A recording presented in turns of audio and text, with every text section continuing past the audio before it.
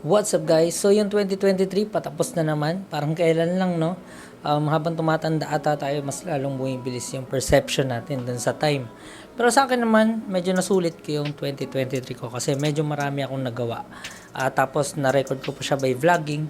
So sa vlog na to titignan natin kung ano yung nangyari sa 2023 ko.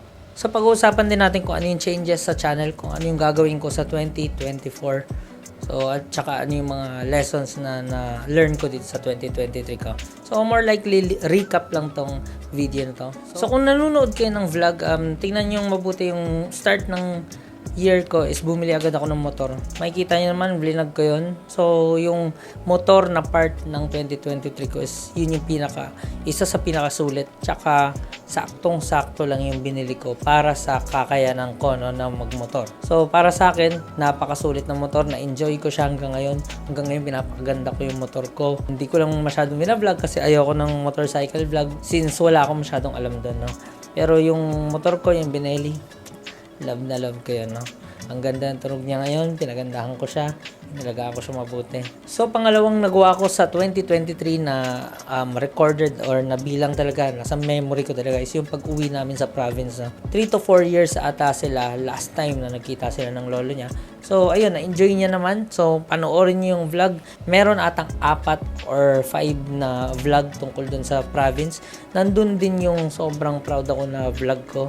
Yung kinover ko yung White House, ayan, pinap-up ko. Check nyo, parang documentary style siya. Kung titignan nyo, napakaganda ng edit. Dalawa yung camera ang ginamit namin. Tapos, dun din ako natuto. May bagong natutunan na yung A7 IV. Dapat pala nakabukas yung screen niya para hindi siya nag-overheat pag sobrang init ng panahon. Kasi yung vlog na yun, nirecord namin yun ng mainit sobra yung panahon kasi nagpapawis kami. Tapos yun nga, bumibigay ilang beses yung A7 IV kasi hindi ko binubuksan yung screen niya. Kasi pagka binuksan mo rin yung screen, alam niyo yun, nagde-dissipate yung heat. So, mas less na likely na mag-overheat siya. So, ever since talaga yung mata ko, inis na inis talaga ako sa salamin ko. Lagi pagka pinagpapawis ako, pag nag-exercise ako, nag-iipon dito, inis na inis ako, alam mo yan. So nag-decide na ako na ipagawa yung mata ko. Kaya buti na lang na isipan ko na i-go, then buti na lang din na ngayon lang kasi bago lang din, 3 years lang yung smile surgery. Kaya kung dati pa ako nagpagawa ng mata ko, more likely LASIK yung nagawa sa akin. Pero ngayon, doble nga yung presyo, pero okay lang. Dahil bagong-bago tong technology na smile surgery, which is maganda siya kasi walang dryness na epekto, no? Or walang masyadong side effect. So after nung pinagawa ko yung mata ko, yun nga, 'di ba alam niyo naman siguro na hinagawa ko rin yung ngipin ko. Ito yung reason kung bakit papansinin niyo sa mga vlog ko, sa mga food vlog, na stop siya. Kasi hindi ako komportable dito sa braces na to. As in, parang nasa 50-50 ako kung pinagsisisihan ko siya or hindi. Kasi sobrang hindi siya komportable, no? At saka ang sakit pagka kakapalit lang. So, hindi ko talaga, alam yun, okay naman yung ngayon eh. Maganda yung kinalabas ng ngipin ko. Yung imperfection, nawala na. Ako talaga, ever since, yun lagi kong dinidiin. Dati, meron kasi akong, eto nakalabas tong ngipin na to. So, lagi ko siyang didiin sa paniniwalang papasok siya. So, give up na ako, pinabrace ko. So, eto, 2 months na lang, tatanggalin na siya, no? So, tapos na tayo dyan. Pwede na tayong bumalik doon sa food vlog. Pwede na makapag-vlog. Gamitin natin yung kadaldala natin doon sa mga foods. Tapos, kung titignan mo pa naman yung mga video ko, ang dami talagang views nung food. Napakahilig sa food ng mga Filipino. Tapos, ang daming number 1, number 2, number 3 ko na video is yun talaga, yung food vlog. So, sana makabalik ako dyan pag natanggal na to. Kasi inis na inis ako. Nandidiri ako, titignan ko sa video. Nandidiri ako sa bibig ko na may mga sabit-sabit, alam mo yun. So, ginagawa ko sa video, kumakain ng nakasara yung bibig. So, hindi ko siya masyadong trip tignan, no? Parang kang gago, no?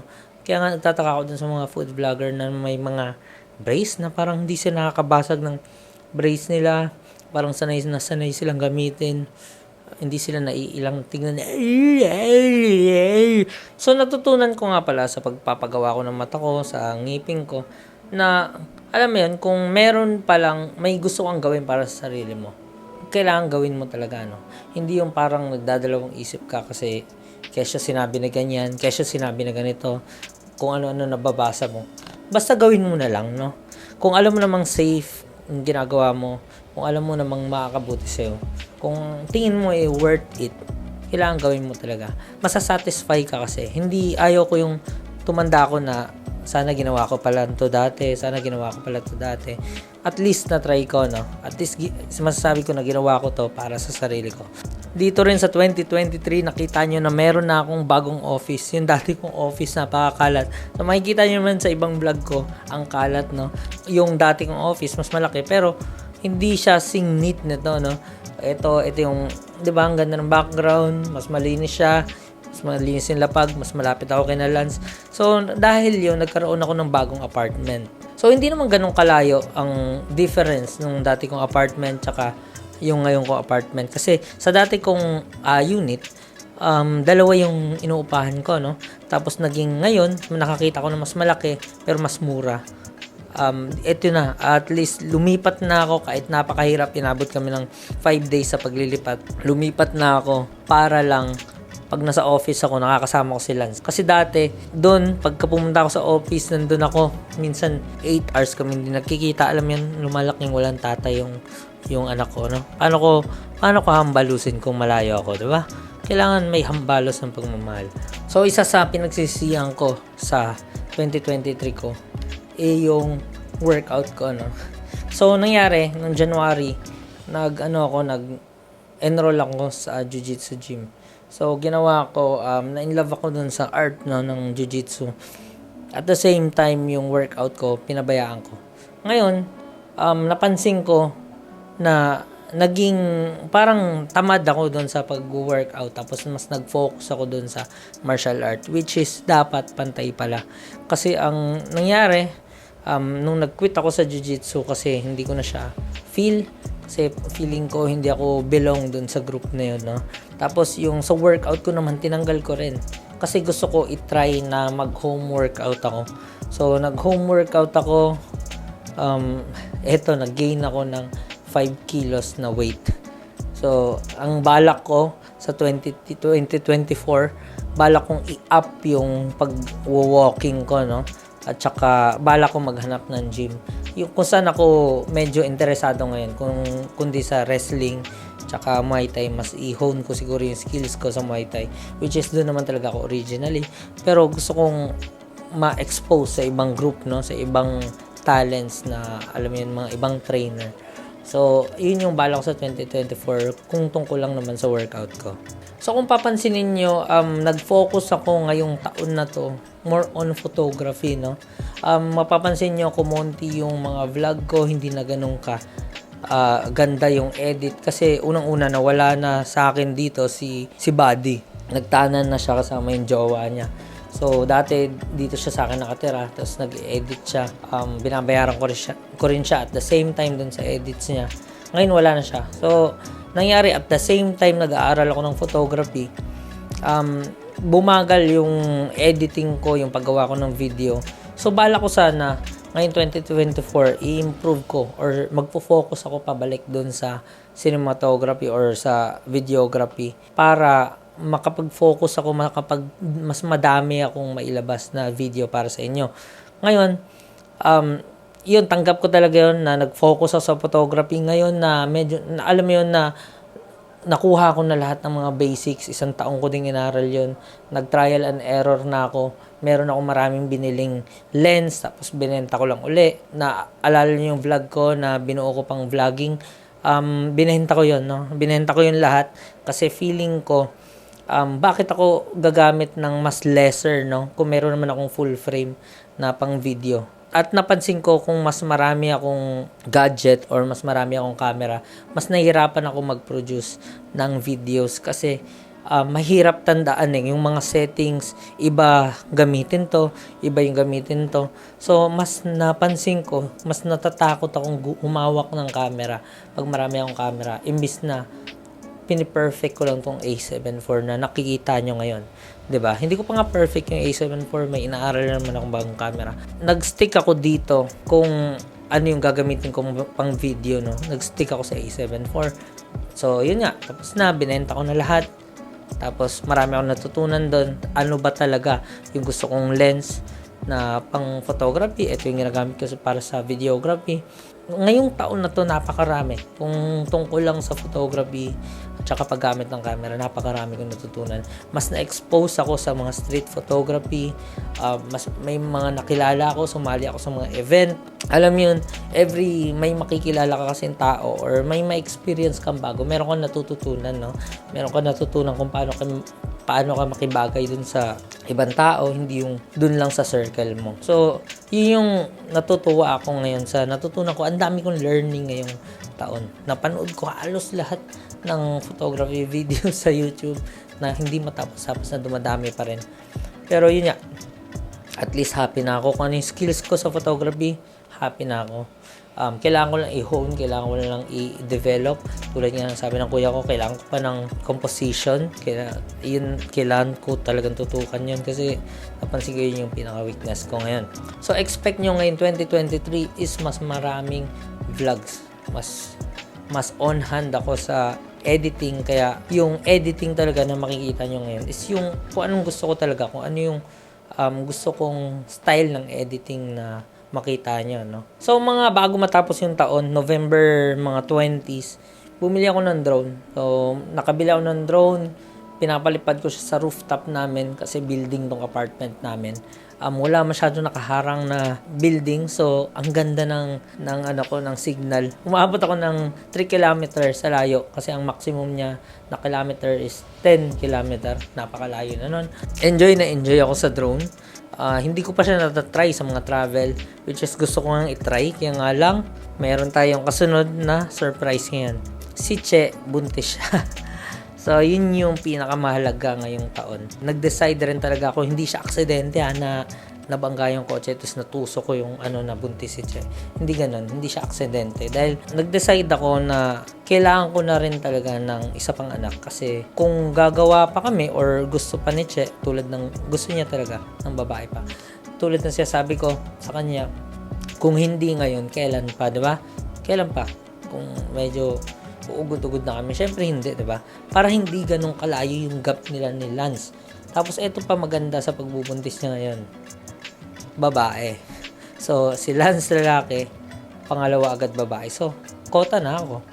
Manganganak siya ngayon January. So makikita niyo sa vlogs ko, gagawa ko ng vlog nun ng panganganak niya or yung new baby. January 2nd week.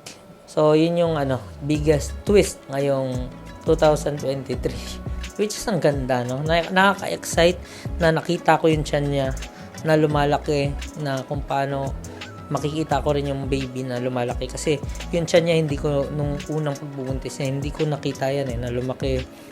Nakikita ko lang siya every week nun. So, since hindi pa kami magkasama. Ngayon, nakikita ko na talaga siya from maliit hanggang sa lumaki, nang lumaki. Ganon din si Lance. Nasa Cebu yan siya ng 1 taon. So, hindi ko siya nakita from 2 months to pataas, hindi ko talaga nakita. 1 month ko lang siya nakasama. Ngayon, na-excite ako kasi syempre, daddy na naman ako at makikita ko na yung baby ko na sobrang vulnerable at feeling ko, kayang-kaya ko na. Feeling ko, basic na lang Kasi, di ba dati, pagka, alam yan, kung kayo may mga anak na alam nyo to, na napakahirap ng first time parent, no? Ngayon, feeling ko basic na lang sa akin yan. May tae. Pulutin niya, guys. Hindi, joke lang. At least alam na namin ako anong gagawin. Kasi dati totally, wala kaming idea kung anong gagawin. Wala yung parents ni Che, wala rin yung parents ko. So, walang nagtitip sa amin. Nanguhula kami. Yung pusod nga nila, sa tanggal which is normal naman, di ba? Na nalalaglag yung pusod ng bata. Iniyakan ni Che. Akala niya kung anong mangyayari kay Lance. Di ba? So, hindi namin alam kung paano magpalaki nun. Ngayon, alam na. So, napakahaba na ng video, no? Pero, konti na lang to. So, natutuwa lang din ako sa year na to, sa dami ng pinuntahan namin ni Lance. So, ang dami namin pinuntahan ngayon na area, out of town. Gumagastos-gastos ako ng ng bonding namin na moments na pamilya, no? Ngayon, gusto ko, syempre, sa 2024 na mas marami yun, pero syempre hindi pa kami makakalayo masyado kasi yun nga, may bagong baby. At saka ako pa naman, pagka may bagong baby, medyo mahigpit ako, no? 6 months, baka 6 months kayo hindi lumabas. Ano sa akin yan, yung safety ng pamilya ko, napakahalaga. Ngayon, iisa-isahin ko kung anong i-focus ko sa 2024. Syempre, yung maglabas ng video. Mag-focus ako sa content ko sa YouTube. Mag-focus ako ng mga paglabas ng quality na videos para sa inyo, no? Hindi natin alam kung ano yun. Sana may mag-trend na masundan ko yung trend, no? Tsaka gusto ko yung topic. Tapos, isa sa i-focus ko, which is minsan di ko masyado na-focus, is yung business, no? Lalo yung, kasi nandyan na yung secretary, nandyan na yung supervisor. Tapos, gusto ko ngayon i-focus yung expansion talaga ng business, no? Yung dumadami siya. Sabihin na natin na nag-focus naman ako dun sa operation ng business, pero hindi ako masyadong nag-focus or nag-iisip ng expansion, no? Yun yung mahalaga. Isa sa aspects ng mga business yan na makapag-expand, na lumaki kayo ng lumaki.